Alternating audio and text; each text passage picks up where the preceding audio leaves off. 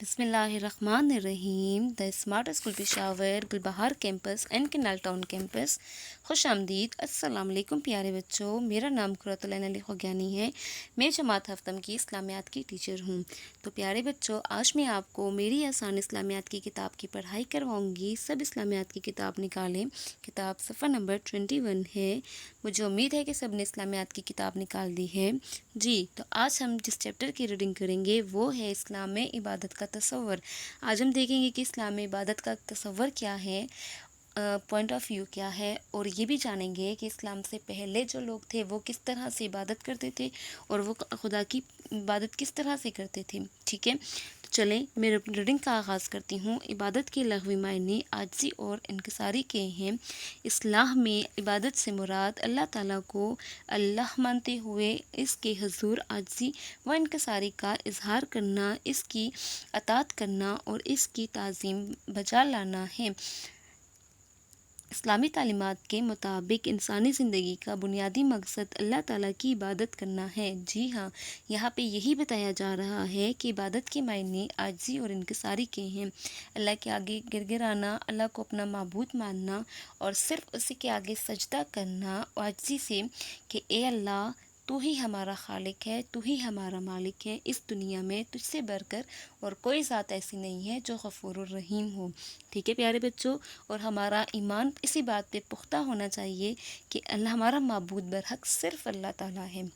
جی، تو اللہ تعالیٰ قرآن پاک میں کیا فرماتے ہیں؟ اللہ تعالیٰ کا ارشاد ہے، ترجمہ: اور میں نے جنوں اور انسانوں کو اس لیے پیدا کیا کہ میری عبادت کریں۔ یعنی کہ اگر اللہ تعالیٰ نے ہمیں دنیا میں بھیجا ہے تو کس مقصد کے لیے بھیجا ہے؟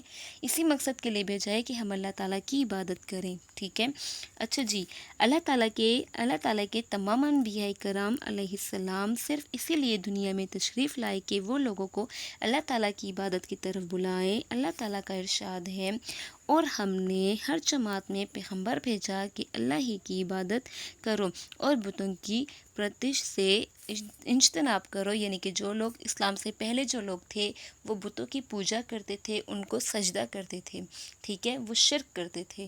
شرک دنیا کا اسلام میں شرک کی کوئی معافی نہیں ہے۔ یعنی کہ اللہ تعالیٰ کے علاوہ کوئی ایسی عبادت کا لائق نہیں ہے جو تمام معاملات کو سنبھالے یا حل کرے۔ صرف ایک وہی ذات ہے جو عبادت کے لائق ہے، اور وہ ہے اللہ تعالیٰ۔ ٹھیک ہے، اللہ تعالیٰ نے اپنے پیغمبروں کو بھیجا اس لیے تھا، اور لوگوں کو رائے حق پہ لانے کے لیے۔ اس ارشاد سے واضح ہوتا ہے کہ جو انسان اللہ تعالیٰ کی عبادت نہیں کرتا وہ ایک ناکام و نامراد انسان ہے، اور وہ دنیا و آخرت دونوں میں ناکام اور نامراد ہوتا ہے۔ یعنی کہ شرک کی کوئی معافی نہیں ہے، اس لیے اس کو دنیا میں بھی سزا ملتی ہے اور آخرت میں بھی اس چیز کی سزا ملتی ہے۔ ٹھیک ہے، اس کی کوئی بخشش نہیں ہے جو لوگ شرک کرتے ہیں، اللہ تعالیٰ کے سوا کسی اور کی عبادت کرتے ہیں۔ اب کتاب صفحہ نمبر 22 پہ آئے، جس میں ہے قبل از اسلام عبادت کا تصور۔ یعنی کہ اسلام سے پہلے جو لوگ تھے ان کا کیا تصور تھا عبادت کا۔ پورا پیراگراف پڑھتی ہوں۔ لوگوں میں عبادت کے متعلق مختلف نظریات پائے جاتے تھے۔ ایک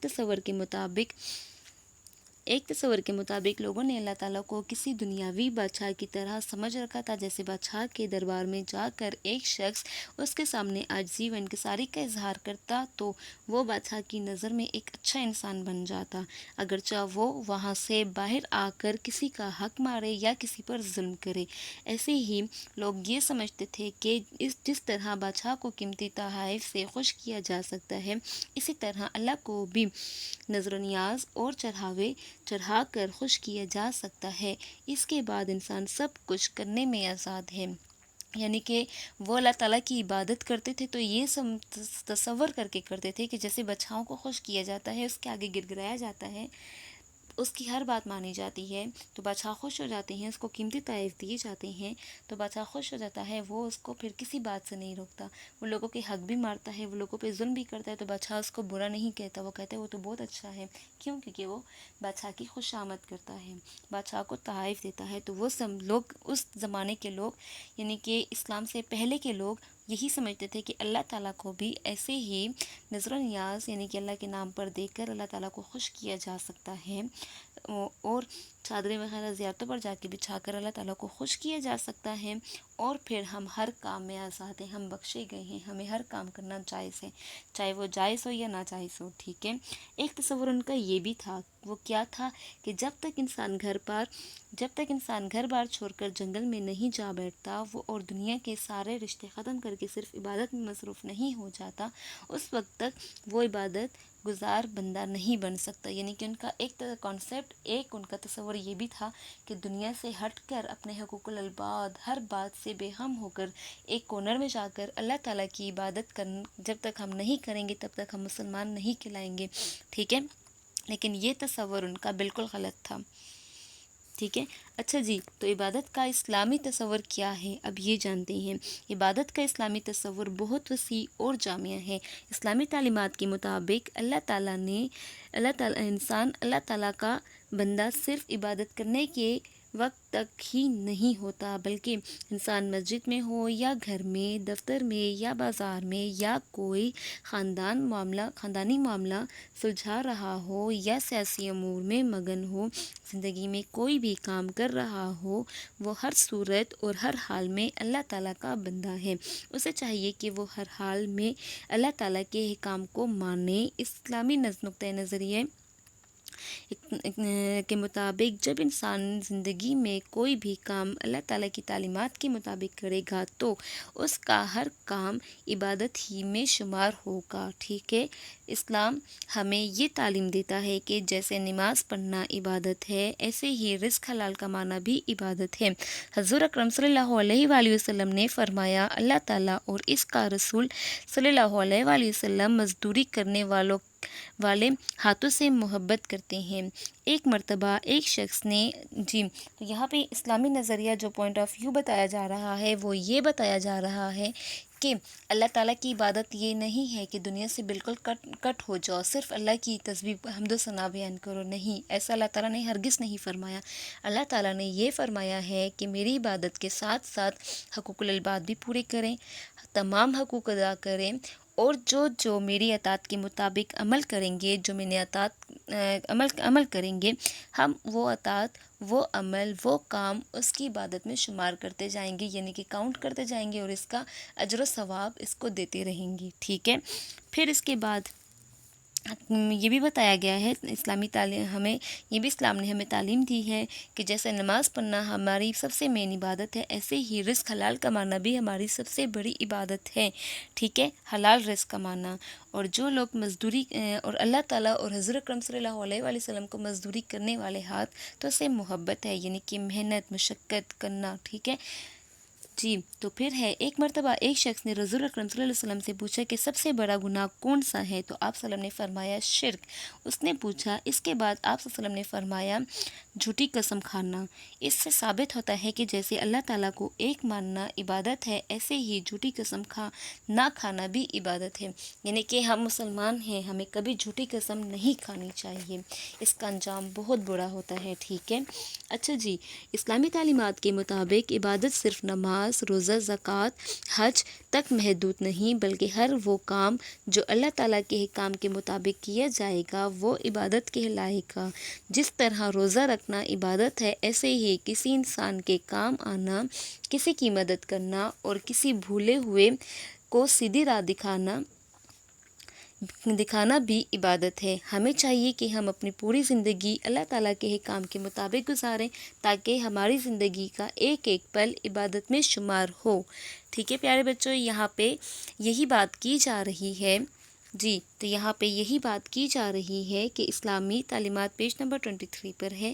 اسلامی تعلیمات کے مطابق یعنی کہ یہی بتایا جا رہا ہے کہ روزہ، زکوٰۃ، حج تک ہماری عبادت محدود نہیں ہے، یہ بھی ہم پہ واجب ہے، یہ بھی ہم نے حقوق پورے کرنے ہیں، لیکن حقوق العباد اور اس کے علاوہ اللہ تعالیٰ کے بتائے ہوئے احکامات اور دوسروں کی مدد کرنا، دوسروں کے کام آنا، دوسروں کو سیدھے راستے پہ لانا، یا اس کو یہ بتانا کہ یہ راستہ سیدھا نہیں ہے، وہ راستہ سیدھا ہے، یہ بھی ہماری عبادت میں کاؤنٹ ہوتے ہیں، شمار کیے جاتے ہیں، اس کا بھی ہمیں اجر و ثواب ملتا ہے۔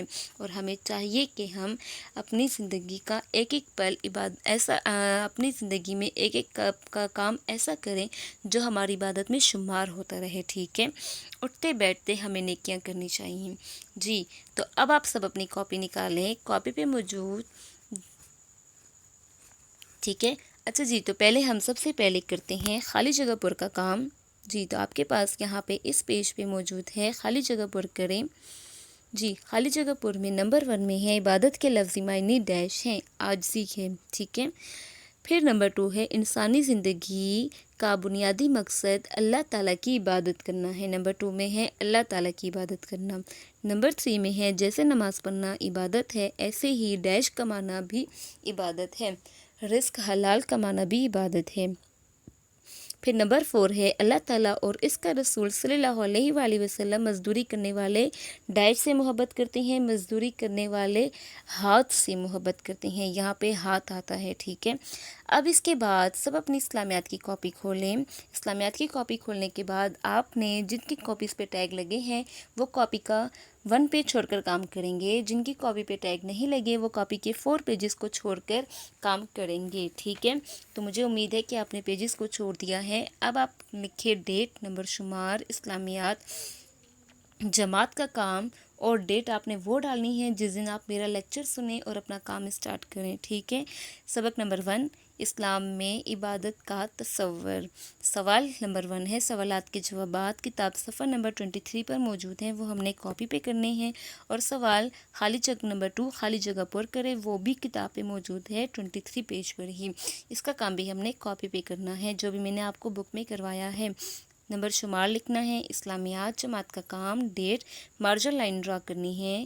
سبق نمبر 1 اسلام میں عبادت کا تصور اب خالی جگہ پر ہے وہ کرنی ہے. کتاب سے دیکھ کر عبادت کے لفظی معنی عاجزی ہیں، مارکر کے ساتھ بلینک کو فل کرنا ہے.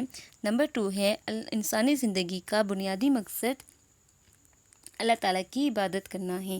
پھر ہے نمبر 3 جیسے نماز پڑھنا عبادت ہے، ایسے ہی رزق حلال کمانا بھی عبادت ہے. نمبر 4 بلینک ہے اللہ تعالیٰ اور اس کا رسول صلی اللہ علیہ وآلہ وسلم مزدوری کرنے والے ہاتھ سے محبت کرتے ہیں. ٹھیک ہے پیارے بچوں، میں نے مارکر کے ساتھ بلینکس کو فل کیا ہے. اگر آپ کو کتاب کے اوپر پینسل کے ساتھ بلینکس نظر نہیں آ رہی تو آپ یہاں سے جو مارکر کے ساتھ بلینکس لکھی ہوئی ہیں آپ ادھر سے دیکھ کر اپنی بلینکس کو کتاب پہ فل کر سکتے ہیں.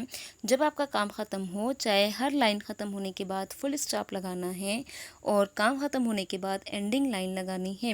مجھے امید ہے کہ آپ کو میری پڑھائی کی سمجھ آئی ہے اور میرے کاپی پہ بتائے ہوئے کام کی سمجھ آئی ہے. انشاءاللہ نیکسٹ لیکچر میں سوالات جوابات کے ساتھ آپ کے ساتھ ملاقات ہوگی. تب تک اپنا بہت سارا خیال رکھیں، اپنی دعاؤں میں یاد رکھیں. اللہ حافظ.